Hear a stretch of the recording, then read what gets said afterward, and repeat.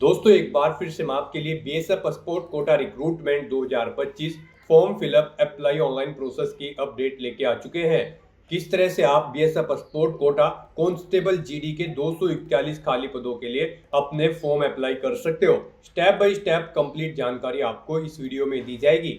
Online आवेदन करने का आपके पास अंतिम मौका है, केवल 2 ही दिन शेष रह गए हैं। आप जल्द से जल्द अपना फॉर्म अप्लाई कर ले, कहीं मौका हाथ से छूट न जाए। लास्ट डेट की अपडेट है। ऑनलाइन आवेदन करते समय आप अपनी एग्जाम सेंटर प्रेफरेंस किस प्रकार से सेट करोगे, कैसे आप अपनी क्वालिफिकेशन की डिटेल फिल करोगे, किस तरह से आप अपनी स्पोर्ट क्वालिफिकेशन की डिटेल दोगे, डॉक्यूमेंट, फोटोग्राफ, सिग्नेचर कैसे और कितने केबी में आपको अपलोड करने होंगे।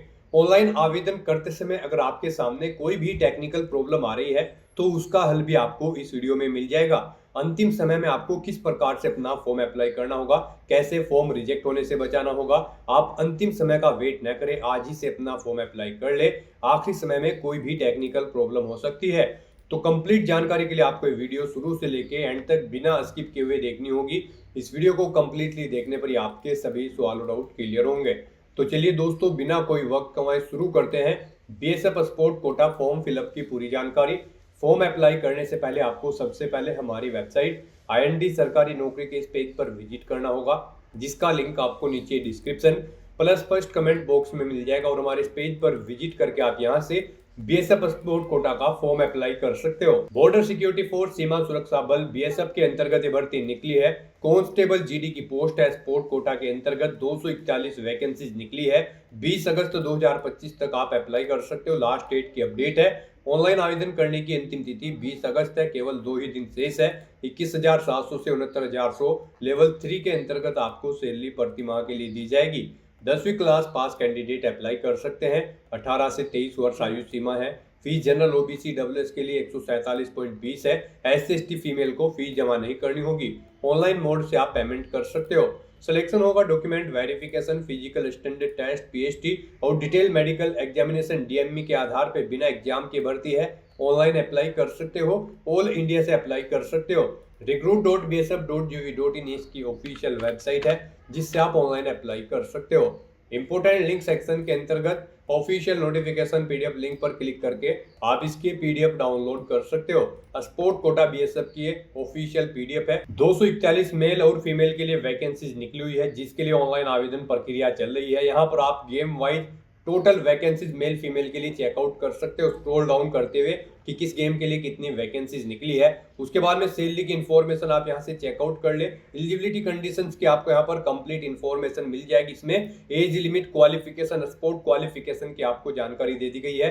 Sport Kota constable GD post के लिए एज रिलैक्सेशन की भी जानकारी आपको दी गई है, जैसे कि SC/ST के लिए 5 साल की छूट है, ओबीसी एनसीएल के लिए 3 साल की है। इसी तरह से सभी कैटेगरी के लिए एज रिलैक्सेशन आप यहाँ से चेकआउट कर सकते हो। उसके बाद में यहाँ पर आप जैसे स्क्रॉल डाउन करोगे तो इसमें आपको फिजिकल स्टैंडर्ड की जानकारी मिल जाएगी, हाइट मेल और फीमेल के लिए क्या रहेगी। उसके बाद में यहाँ पर आप रिलैक्सेशन भी चेकआउट कर सकते हो, हाइट में आपको छूट भी मिल रही है। उसके बाद चेस्ट आपको यहाँ पर दी गई, चेस्ट में रिलैक्सेशन की जानकारी मिल जाएगी। यहाँ पर स्क्रॉल डाउन करते आपको कंप्लीट फिजिकल का यहाँ पर स्क्रॉल डाउन करते हैं कंप्लीट फिजिकल की जानकारी आप चेकआउट कर ले। हाउ टू अप्लाई प्रोसीजर के अंतर्गत आपको लिस्ट दे दी गई है, कौन कौन से डॉक्यूमेंट्स आपको अपलोड करने होंगे, कितने केबी में आप अपलोड कर सकते हो। तो पूरी जानकारी के लिए आपको ये पीडीएफ रीड आउट करना अनिवार्य है अप्लाई करने से पहले। तो ऑनलाइन आवेदन करने से पहले आप इसे जरूर चेकआउट कर ले, देन उसके बाद अप्लाई कर ले। पीडीएफ रीड आउट करने के बाद में आपको अप्लाई ऑनलाइन लिंक पर क्लिक करना होगा, तो आपके सामने एक ऑनलाइन एप्लीकेशन पोर्टल ओपन हो जाएगा। गाइड, यहाँ पर अगर आपने बीएसएफ की किसी भी भर्ती के लिए पहले से रजिस्ट्रेशन कर रखा है तो यहाँ पर आपको कैंडिडेट लॉगिन की स्टेप पर क्लिक करना है और लॉगिन करके अपना फॉर्म अप्लाई कर लेना है। जैसे ही आप इस लिंक पर क्लिक करेंगे तो आपके सामने लॉगिन का इंटरफेस ओपन हो जाएगा। यहाँ पर आने के बाद आपको अपनी ईमेल आईडी या फिर मोबाइल नंबर एंटर करना है, अपना पासवर्ड आपको एंटर करना है, I am not a robot के इस चेकबॉक्स को ओके करना है और फिर आपको लॉगिन की स्टेप पर क्लिक करके अपने डैशबोर्ड में लॉगिन करके अपना फॉर्म अप्लाई कर लेना है। और अगर आप बीएसएफ की किसी भी भर्ती के लिए फर्स्ट टाइम अप्लाई करने जा रहे हो तो सबसे पहले यहाँ पर आपको अपना रजिस्ट्रेशन करना होगा। उसके लिए यहाँ पर आपको सबसे पहले अपनी पर्सनल इन्फॉर्मेशन देनी है। गाइस यहाँ पर आपको इन स्टेप्स को कंप्लीट करते हुए अपना रजिस्ट्रेशन करना होगा। सबसे पहले यहाँ पर आपको अपनी पर्सनल इन्फॉर्मेशन देनी है, एड्रेस की डिटेल देनी है, फिर कुछ अन्य डिटेल्स देनी है, फिर क्वालिफिकेशन की डिटेल देनी है, उसके बाद आपको वर्क एक्सपीरियंस की डिटेल यहाँ पर देनी है और फिर यहाँ पर आपको अपने सर्टिफिकेट और डॉक्यूमेंट्स को अपलोड करना है और अपना क्राइटेरिया चेकआउट करते हुए आपको अपना फॉर्म अप्लाई कर देना है। तो इन स्टेप्स को यहाँ पर आपको कंप्लीट करना है अपना रजिस्ट्रेशन करने के लिए। तो पर्सनल इन्फॉर्मेशन में सबसे पहले यहाँ पर आपको अपना नाम एंटर करना है, फिर यहाँ पर आपको अपना मोबाइल नंबर एंटर करना है, उसके बाद आपको अपनी ईमेल आईडी यहाँ पर एंटर करनी है और उसके बाद आपको जनरेट ओटीपी के इस ऑप्शन पर क्लिक कर देना है। अब यहाँ पर आपके मोबाइल नंबर और ईमेल आईडी पर 2 ओटीपी आए होंगे।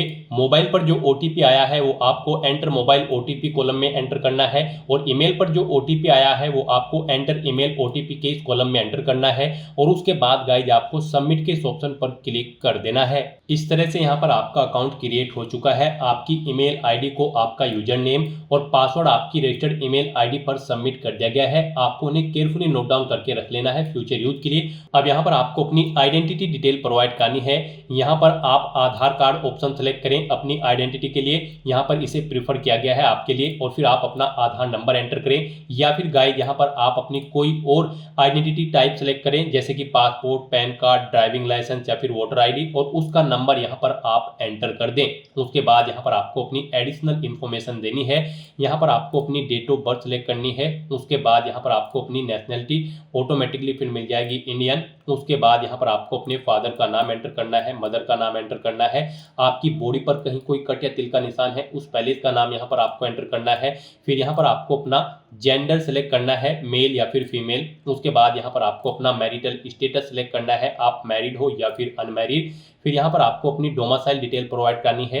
यहाँ पर आपसे पूछा गया है कि क्या आपके पास डोमिसाइल सर्टिफिकेट है, अगर है तो आप यस करेंगे और फिर यहाँ पर आप अपना डोमिसाइल किस स्टेट से आपको इशू हुआ है वो स्टेट यहाँ पर आप सेलेक्ट करेंगे। डोमिसाइल सर्टिफिकेट का अपना नंबर यहाँ पर आप एंटर करेंगे और अगर आपके पास डोमिसाइल नहीं है तो आप सिंपली नो ऑप्शन सेलेक्ट करेंगे। उसके बाद यहाँ पर आपको अपनी कैटेगरी की डिटेल प्रोवाइड करनी है। यहाँ पर आपको सबसे पहले अपना रिलीजन सेलेक्ट कर लेना है, फिर यहाँ पर आपको अपनी कैटेगरी सेलेक्ट करनी है, SC, ST, OBC, EWS या फिर अनरिजर्व। आप अपने अकॉर्डिंग ऑप्शन सेलेक्ट करें। अगर आप रिजर्व कैटेगरी के अंतर्गत आते हैं तो फिर यहाँ पर आपको अपना रिजर्व कैटेगरी का यानी कि कास्ट सर्टिफिकेट नंबर देना है। वो आपको किस स्टेट से इशू हुआ है वो स्टेट यहाँ पर आपको सेलेक्ट कर लेना है। उसके बाद यहाँ पर आपको डिस्ट्रिक्ट सेलेक्ट करना है। उसके बाद यहाँ पर आपको अपना इशूइंग अथॉरिटी आपको किसने जारी किया है ये आपका प्रमाण पत्र, उस अथॉरिटी का नाम यहाँ पर आपको सिलेक्ट करना है। वो यहाँ पर डिस्ट्रिक्ट मैजिस्ट्रेट है, सिटी मैजिस्ट्रेट या फिर कलेक्टर, आप अपने अकॉर्डिंग ऑप्शन सेलेक्ट करें। फिर यहाँ पर प्रमाण पत्र जारी करने की तिथि आप सेलेक्ट करें। फिर यहाँ पर आपको भर्ती का तरीका, मोड ऑफ रिक्रूटमेंट सेलेक्ट करना है।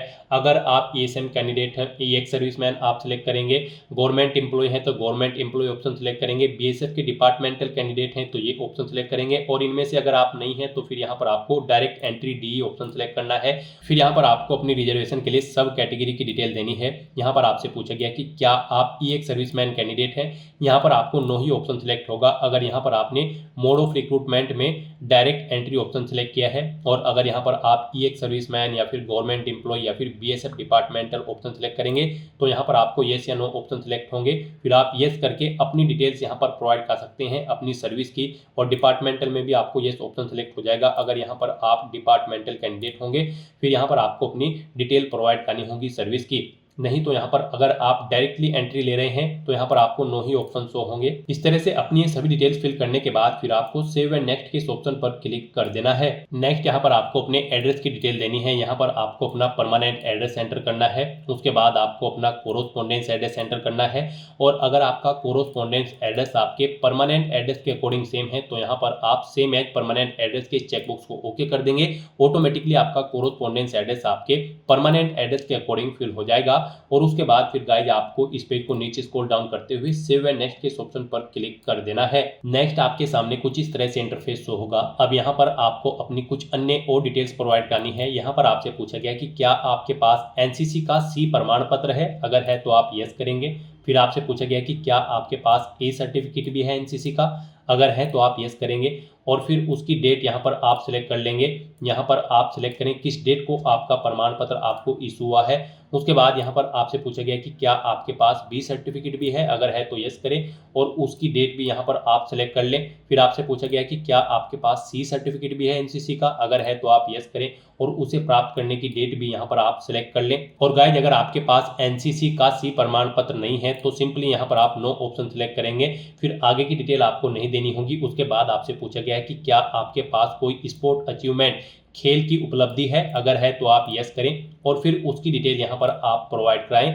जैसे कि यहाँ पर आपसे पूछा गया है आपके पास कौन कौन सी खेल की उपलब्धि है, यहाँ पर आप सिलेक्ट करें किस गेम में आपके पास उपलब्धि है, boxing, judo, swimming, kabaddi, water sport, wushu या फिर जिम्नास्टिक। आप अपने अकॉर्डिंग यहाँ पर ऑप्शन सेलेक्ट करें। यहाँ पर आप बताएं आपने इंटरनेशनल लेवल पर खेला है ये गेम या फिर नेशनल लेवल पर या फिर all India inter university tournament या फिर नेशनल गेम्स या फिर स्पोर्ट्स फॉर स्कूल। आप अपने अकॉर्डिंग यहाँ पर ऑप्शन सेलेक्ट करें। उसके बाद यहाँ पर आपसे पूछा गया है आपको क्या एक से ज़्यादा खेल में उपलब्धि प्राप्त है, तो दूसरा खेल यहाँ पर आपको सिलेक्ट कर लेना है।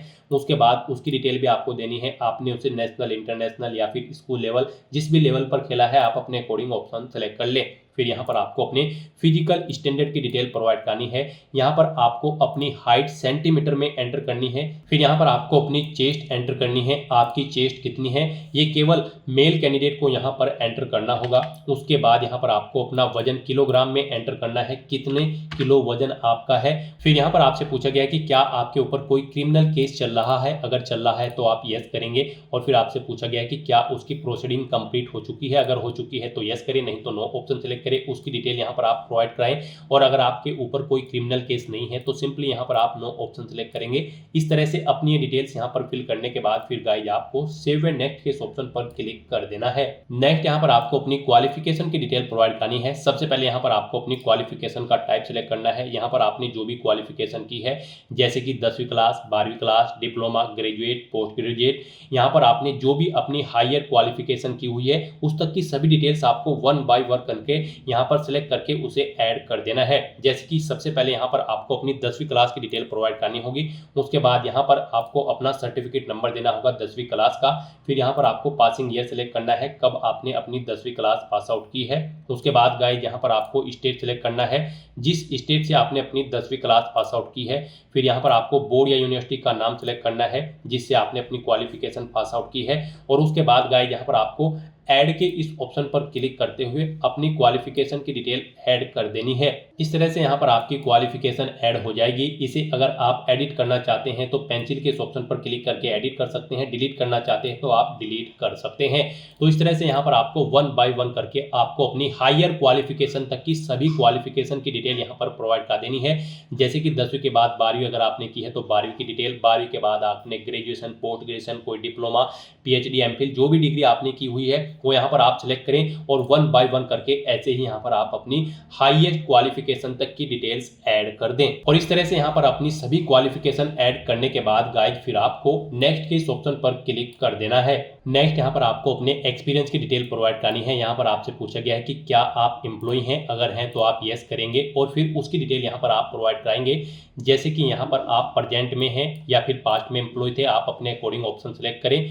फिर यहाँ पर आपसे पूछा गया है आपके एक्सपीरियंस का टाइप, अनुभव का प्रकार आपको किस सेक्टर में है, यहाँ पर आप अपने अकॉर्डिंग ऑप्शन सेलेक्ट कर लें। फिर यहाँ पर आपको बताना है कि क्या यहाँ पर आपकी सेवा का प्रकार था, यहाँ पर आप सेंट्रल गवर्नमेंट के थे या फिर उत्तराखंड स्टेट या फिर अदर स्टेट या फिर कांस्टेबल या फिर हेड कांस्टेबल की पोस्ट पर आपको अपना एम्प्लॉयर टाइप सेलेक्ट कर लेना है। उसके बाद आपको नेचर ऑफ एम्प्लॉयमेंट यहाँ पर सेलेक्ट करना है, आप परमानेंट थे, टेम्परेरी या फिर कॉन्ट्रेक्चुअल बेस पर। फिर किस डेट से किस डेट तक आप थे, अगर आप पास्ट में जॉब कर रहे थे, अगर आप प्रेजेंट में कर रहे होंगे तो फिर यहाँ पर आपको बताना होगा कब आपने ज्वाइन किया था। उसके बाद आपको अपनी पोस्ट का नाम देना है, जिस पोस्ट पर आप कार्यरत थे, इंस्टीट्यूट, डिपार्टमेंट या फिर ऑर्गेनाइजेशन का नाम देना है जिसमें आप कार्यरत थे।